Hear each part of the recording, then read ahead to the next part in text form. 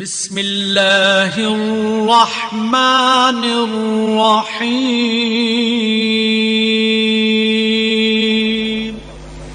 ہم پنجاب میں گئے، جس شہر میں گئے پتہ چلا کہ تمہارے خلاف فتوے نکلے ہوئے ہیں۔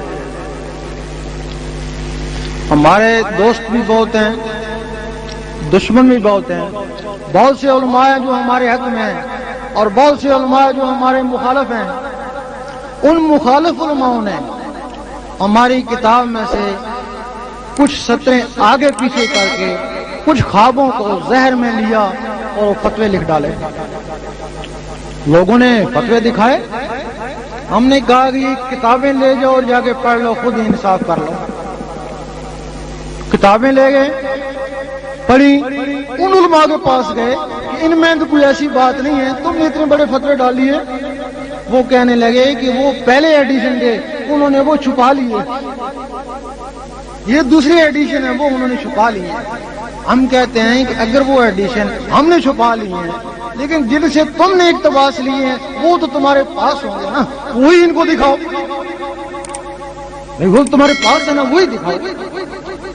اس وجہ سے ذکر لینے سے پہلے اگر کسی کے دل میں کوئی ایسا سوال ہو ان فتووں کے متعلق، وہ دل صاف کر لے، اس کے بعد پھر ذکر لے۔ انشاءاللہ اس کی حفاظت اس وقت تک کریں گے جب تک اس کا اندر جاگ نہیں ہوتا۔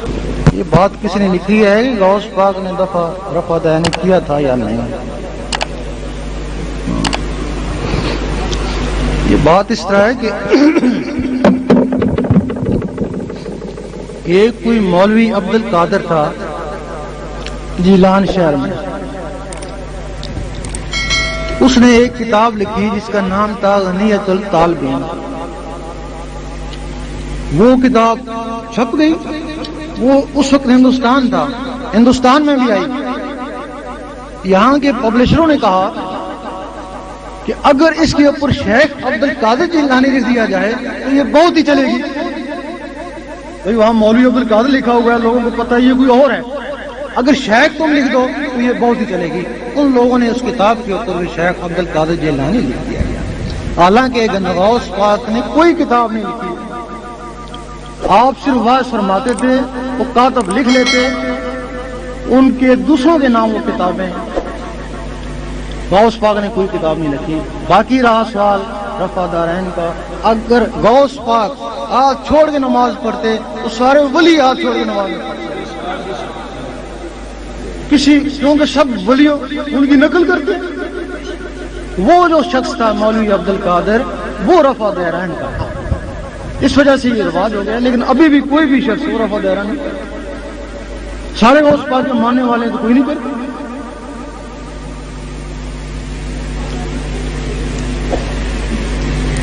ہاں جی، انہیں تو لوگوں کو ذکر لینا ہے، ذکر کی اجازت نہیں ہے۔ رہا سوال اس وقت ولیوں کو پہچان کون ہے؟ ہزاروں مرشد ہیں نا، ہر کسی کے مرشد ہیں، تو ولی تو کسی ایک کا ہوگا، یہ سب کے تو ولی نہیں ہوتے۔ ہمارے علاقے میں یہ رسم ہے اس ملک میں کہ دادا ولی تھا، ہمارے دادا اس سے بیت، وہ چلا گیا، اس کے بیٹے سے ہمارے باپ، اس کے بیٹے سے ہم، اس کے بیٹے سے ہماری اولاد۔ یہ رسم ہے نا، یہ رسم غلط ہے۔ ولایت وراثت نہیں ہے۔ اگر وراثت ہوتی تو نبوت ہوتی، ہر نبی کا بیٹا نبی ہوتا نا۔ جب نبوت وراثت نہیں ہے تو ولایت کیسے وراثت؟ بیعت بکنے کو بولتے ہیں، لیکن بکے تو ولی کے آگے بکے نا، وہی خرید سکتا ہے نا۔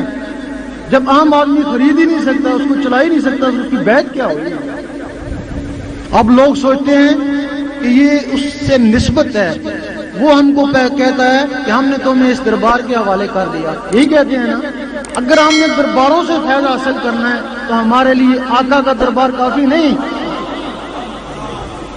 پھر آقا کو ولی بھیجنے کی کیا ضرورت تھی؟ اب لوگ یہ بھی کہتے ہیں کہ وہ بھی نماز پڑھتا ہے تو ولی، اس کا باپ وہ بھی نماز پڑھتا تھا، اس کی بھی داڑھی ہے، اس کی بھی داڑھی ہے، تو فرق یہ بھی اچھا آدمی ہے، لیکن ولایت میں اور ان میں فرق ہے۔ جب کسی کو اللہ تعالیٰ نوازتا ہے تو اس کے اوپر تجلی ڈالتا ہے جو موسیٰ علیہ السلام کے اوپر پڑی تھی. ہو سکتا ہے وہ ہلاک ہو جائے, ہونے دو. ہو سکتا ہے اس کا شیشہ عقل ٹوٹ جائے, اس کو مجذوب بولتے ہیں. ہو سکتا ہے برقرار رہے, اس کو محبوب بولتے ہیں.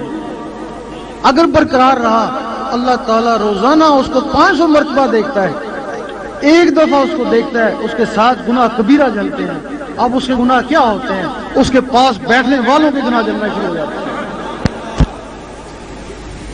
حضور پاک کے اوپر ہر وقت نظر رحمت, ہر وقت اللہ دیکھتا تھا. اور یہی وجہ ہے کہ آپ کی محفل میں بیٹھنے والے بغیر وظیفوں چلوں کے ولیوں سے بھی اعلیٰ مقام حاصل کر کے چلے گئے. جب اصحاب کہف کے اوپر وہ نظر رحمت پڑی تو وہاں کوئی شخص نہیں تھا, صرف ایک کتا تھا. بھائی اس کتے نے کیا نمازیں پڑھی تھی؟ صرف ایک کتا تھا, وہ حضرت تصویر بن گیا. تو ولی کہ یہ ہوتی ہے کہ اس کے پاس بیٹھنے سے اس کی نسبت سے گناہ جلنا شروع ہو جاتے ہیں. اور جو اس کی آگے اولاد ہے ولی نہیں ہے, وہ تو اپنے لیے, تمہارے لیے تو نہیں ہے نا. اب رہا شخص بیت کے بغیر گزارا بھی نہیں ہے, لیکن ولی کی پہچان بھی نہیں ہے. بھی پہچان نہیں, تم صرف نماز دیکھو گے, یہ داڑھی دیکھو گے نا, وہ ہر کوئی پڑھ لیتا ہے.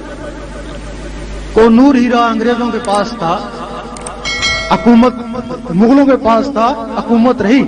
جب مغلوں سے گیا حکومت گئی. اب تم کو کہا جائے کہ وہ نور ہیرا لے آؤ, تم کو تو پتہ ہی نہیں ہے, تم اصل کے بھاؤ نقلی ہیرا لے آؤ گے, گھر میں رکھو گے, کوئی فیض نہیں ہوگا, تمہارا ایمان ہیرے سے اٹھ جائے گا. بہتر نہیں تھا کہ تم سب سے پہلے جوہری بنتے, بھلے 2-4 سال ضائع ہوتے, پھر ہیرے کی تلاش میں نکلتے, پھر جب نہیں ملتا تو صحیح ملتا, تمہارا ایمان نہ اٹھا.